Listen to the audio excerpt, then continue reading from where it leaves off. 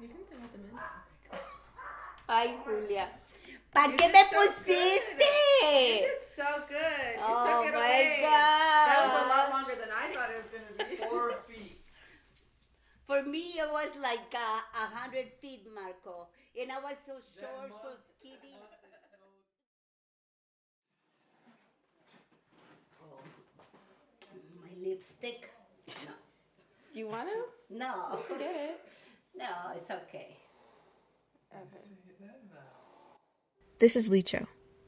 She's my step-grandmother, though I consider her much more than that. Her family came to live in the United States in February of 1966. I was born in February of 1998. This gives me a sort of weird, soft comfort. As of this recording, we're 7 weeks into Chicago's stay-at-home order, courtesy of a worldwide pandemic. There are currently 3.7 million active cases in the world. 250,000 are dead.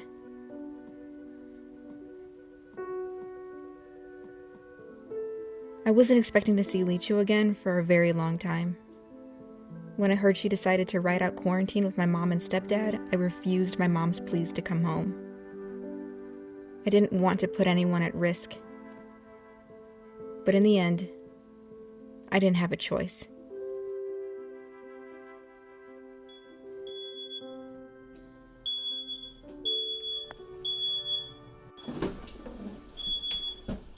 Miss, I tell you what, why don't you hop out of here? My cat's underneath my bed. I have to get her. He's not gonna go anywhere. Yeah, it's not gonna go anywhere. We got the doors closed.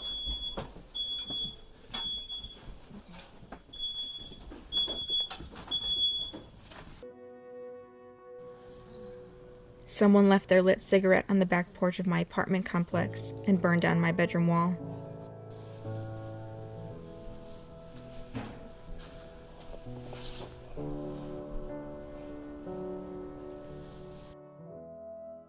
That's me.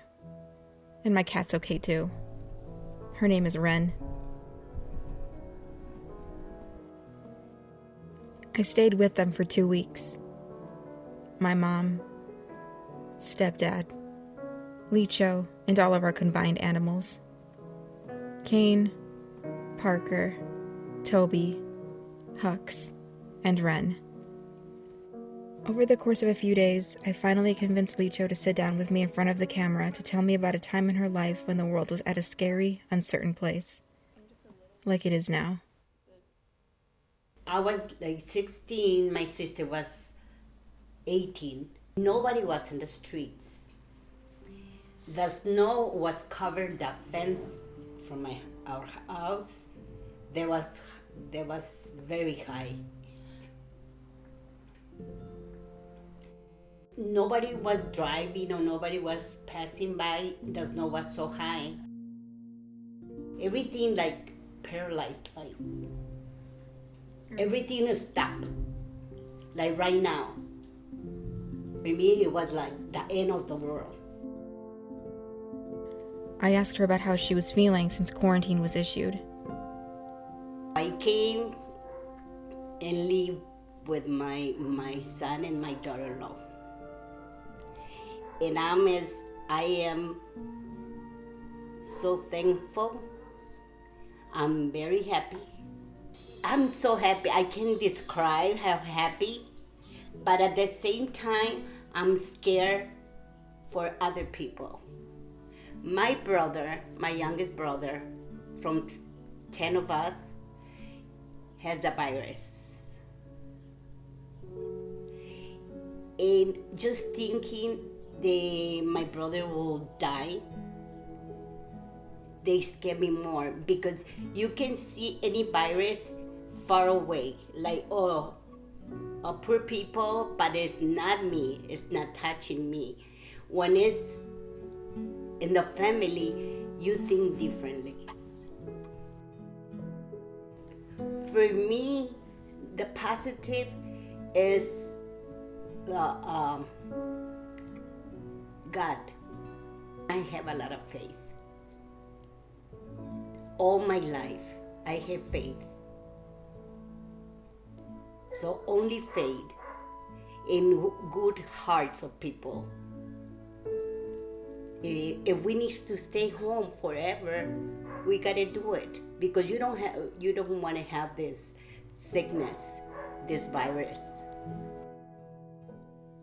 Life is very short. I can die tomorrow, but because I'm here today, I want to be happy today.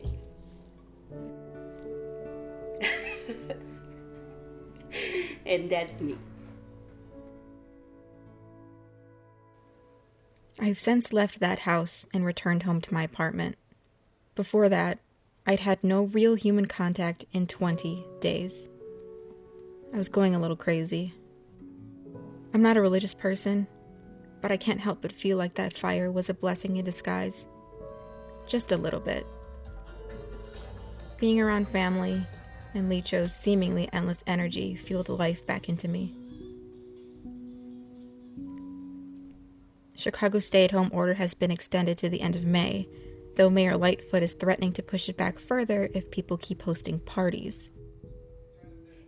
Licho's stark reminder that life is short has made me appreciate the little things in life I took for granted, like sitting in an uncomfortable classroom for hours on end, or waiting in those stupidly long lines at Starbucks.